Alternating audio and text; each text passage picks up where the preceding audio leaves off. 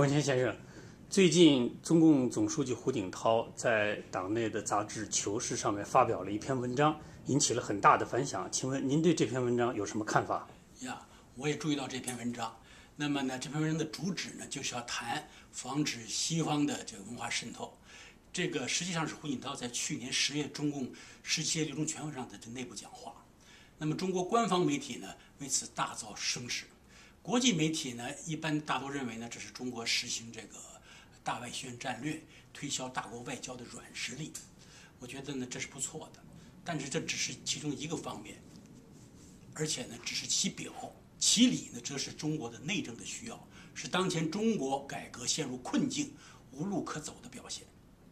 当前中国改革已经走入死胡同，当局在18大前已经拿不出任何像样的改革方案。原因就在于，任何改革势必触动了权贵集团的利益，动摇一党专权的体制，这是当政者呢绝不允许的。那么我们可以来看一看中国这个改革4大板块的现状是个什么样子。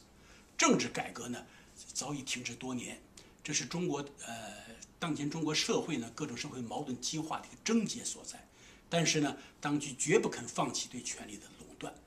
经济改革呢也陷入困境，因为一改就要触动现有的利益分配格局，触动权贵集团和垄断行业的利益，动摇一党体制的这个基础，这是当局也不愿意承受的。咱们再来看一看社会改革。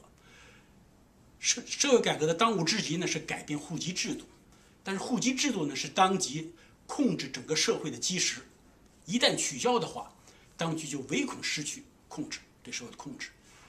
另外呢，也担心呢，一旦取消社会这个户籍制度呢，就会引发这劳动力价格的上涨，从而呢对目前已经下滑的经济呢雪上加霜。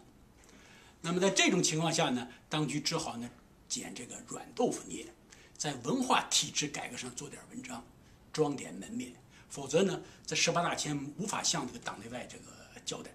这就是六中全会提出文化体制改革的一个深层的原因。其次，当局通过把原来国有的文化新闻事业单位推向市场，这么一个做法呢，它也是有它如意算盘的。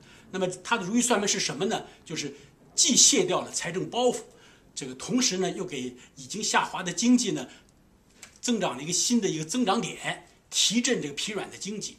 我想呢，这就是当局的这个如意算盘。但是呢，这是一把双刃剑。把文化新闻事业单位推向市场呢，当局呢担心它会以市场需求为导向，从而的话呢，使社会舆论这个更加难以控制。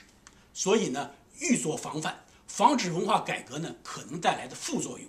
我想呢，这就是胡锦涛强调警惕西方文化渗透的现实考虑。